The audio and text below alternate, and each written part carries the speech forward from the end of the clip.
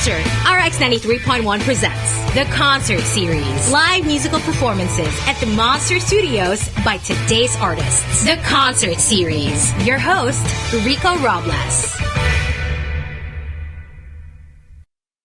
Of course, American Boy in Asia. That's also the name of his tour. RX931. Alexander made his debut with a single, Dirty FIS. Is this Air Force Ones? Dirty Air Force Ones. Yeah, I was going to say, this looks different. Which quickly climbed to the top of the charts and streaming in 2019. Later that year, he released his critically acclaimed EP, I'm Sorry, I Love You, and spent the rest of 2019 on tour with Alec Benjamin and Omar Apollo. And in 2020, he achieved RIAA Platinum certification. Round of applause! Wait, I Don't Know Yet, which has been streamed over 400 million times in Spotify alone. His career continued to soar in 2021 when he was in, of course, a sold-out headline tour of Grammy nomination for his co-production on Olivia Rodrigo's hit, Good For You. His Dan Negro co-produced debut album, Aftershock, arrived in summer of 2022 following his short support for John Mayer's The Sob Rock Tour. Additionally, he was the executive producer of Rene Rapp's debut album. He's doing a lot of things. Snow Angel, which was released in summer 2023. Currently, we're playing his latest release, Brown Eyed Baby, which we will feature him performing tonight live with us, ladies and gentlemen. Let's give it up for American Boy in Asia Tour. It's none other than Alexander 23. Monster RX 93.1. 23 joining us here. Thank You know, you. last time we got to talk to him, we were in front of each other at a couch. True. Right? Yeah, but now to see you live, I mean, you know, last time you were in Manila, you rocked it out. You're in stadiums all over the world. You know, where'd you come from? Hong Kong? Came from Hong Kong. Yeah. How was that show? It was awesome. Yeah. I love it there. It's super cool. I mean, did you ever imagine you, with the power of the guitar, would be doing that, you know, when you were growing up, that it would be a songwriter, you know, in that journey? I mean, I always definitely wanted it, but I never could have imagined that anyone on this side of the world would even know my name. So this is amazing. It's so cool to be here. And you know, welcome back. Thank you. It's only, what, less than a year since we had you here? Less than a year. Yeah, like and, half a year. And you know what had you coming back? I mean, you have all your studio audience here. They're all lined up as early as like 4 p.m. Oh, I love you guys. Yeah, you know what I mean? But with the songwriting wise, I mean, you know, how's the tour so far? And do you also write songs during on tour? Well, the tour so far has been amazing. I'll start with that. It's been so cool to like get to meet everyone. And I've said it before, but I'll say it again. I think I have the coolest fans in the world. Writing on tour has always been a little bit difficult for me for a few reasons. One, I get a little sleepy. And two, when you're in all these cool places, like the last thing I want to do is like sit in my hotel room and write. And work. You know, Yeah, I just want to or, like you go know. out and like hang out with people and meet people and go, you know, try the local food and all that stuff. So maybe one day I'll get there. But for now, I'm still exploring. Do you ever collaborate with, like, for example, you're in this city. Do you ever try to find, you know, of course you will share the stage with so many different artists. Was there ever something on the spot that's cooked up? Like, let's produce something, let's produce a track kind of thing? Ooh, I mean, sometimes, a lot of times when I'm producing, it'll be stuff that like I started back in LA and then I have to finish it because I can produce on the road. I feel like that is something that I'm comfortable doing, but writing's a little bit tougher. Hey, all right. So, you know, for you being in Manila, of course, you are doing, thank you for coming here in the concert series. I know you got a Sure. busy schedule. No, thanks for But, you having know, me, this man. is very, very It's good to soft. hang in person. Yeah, dude. Again. exactly. Yeah, but, you know, for you, I mean, for the remainder of the year, is there any new albums in store for you? Or is it just, you know, got the singles coming out? I don't know yet. I'm not gonna lie, but I'm working on a lot of stuff that I really, really love. So we'll see what it turns into.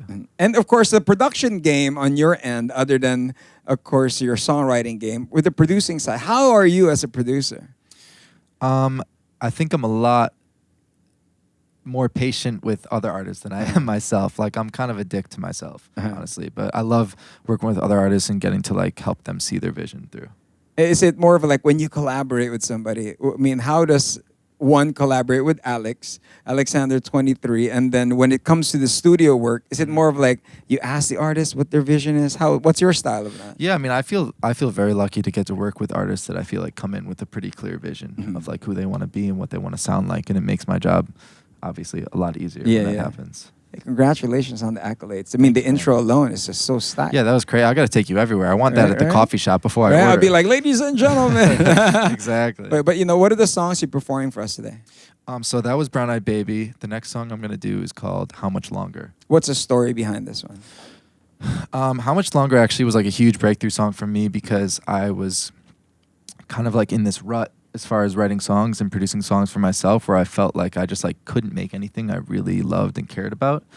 And it's kind of a song actually about that, of like, how much longer can I give so much of myself and my time and my energy and my love into this thing that clearly isn't like loving me back.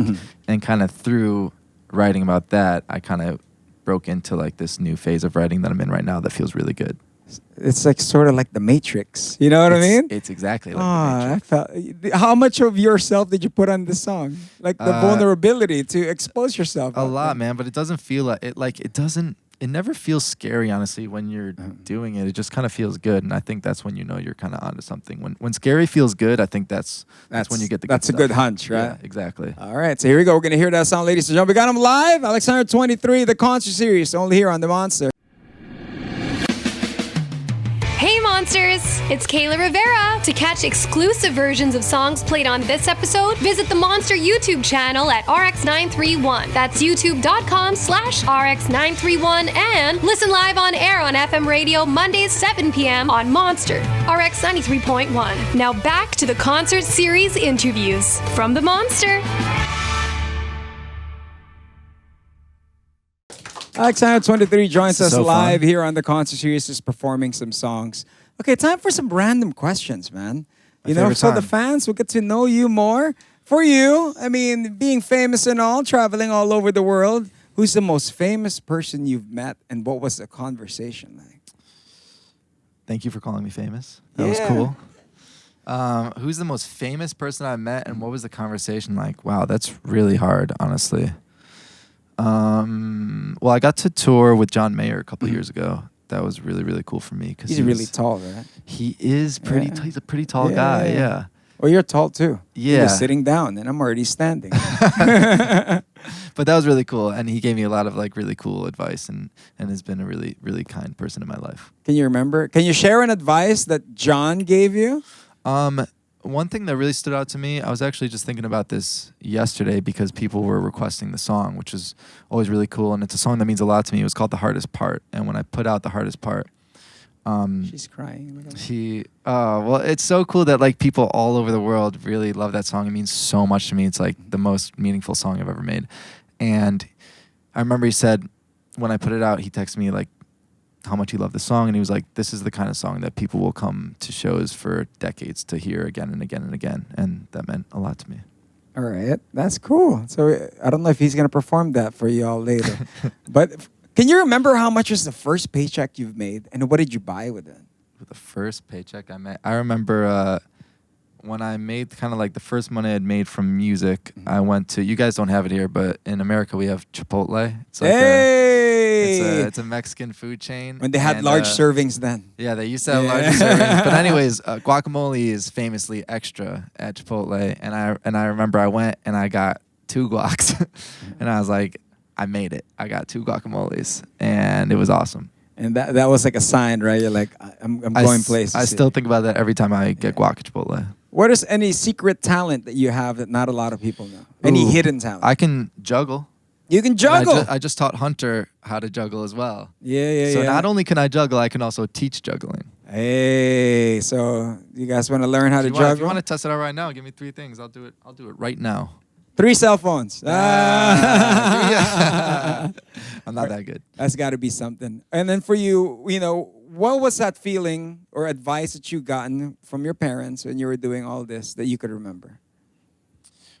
I got actually a really good story. So I dropped out of college to pursue music. Mm-hmm. And I remember my high school newspaper interviewed my dad about it.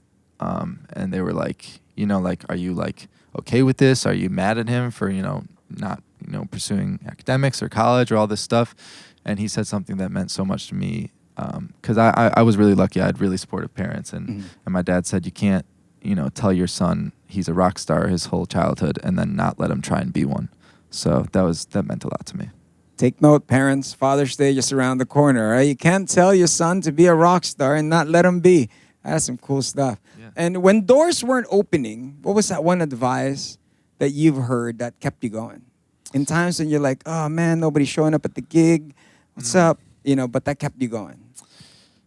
I don't know if it's really advice, but like I kind of think of it all as like it's really a matter of like fulfillment. Like what type of fulfillment do you require to keep going? And for me, I always kind of just had this feeling that it was music and it was making music, and that was something that I required to be happy. So it never really felt like as much of a choice as I think that makes it seem. Like it was just something that I was going to do, and eventually it was going to take some type of form that kind of worked. And you're the type of person who seem to have, fought for your dreams, but you have supportive parents, of course. You have any message, advice for those who are trying to figure out what they want to do, but they can't quite get it? Parents want them to do something else, or maybe their friends want them to do something else. Yeah, I think it's going to be hard. I think something that's helped me a lot is to like, and this is something that John actually talks about and has talked to me about. It's like find what like makes you special and then double down on that. Don't try and be anybody else. Just find out like what makes you you in your most you form, and then just really, really do that and hone that in. And last question for me, what's the most memorable memory of the Philippines you had from the last trip and now? What type of memories you're planning to make now? Oh, this is easy. I had sisig for the first time last time. It was incredibly delicious. Right when I finish this next song, I'm going to go get some. And yeah, but I mean, like, I will say one more thing. Like, during COVID, very strange time, I remember so vividly connecting with so many people in the Philippines and in Manila specifically. And it's been such an honor to get to come here now for the third time actually. So it's so good to be here. I love it here so much. I love the people here so much, and I'm just happy to be here. And message to your fans in studio. You guys are the best. I mean, how cool is this? This is amazing. This is like I obviously love playing big shows. It's very cool. I feel very lucky to get to do that. But like this is the coolest stuff in the world to me, to get to actually hang out like this. So thank you for coming. I appreciate it. And thank you to your team as well. It's joining us here. Thank you. Okay, what's your last song for us? The last song I'm going to play is a song that I'm very grateful for, because it introduced me to a lot of people all over the world. And I know that's true of the Philippines as well. And it's called I Don't Know You Yet. All right, here we go, ladies and gentlemen. We have it on live with the Monster exclusive for the audience. Let's give it for RX931 here on the Monster. The concert series. Live on the Monster.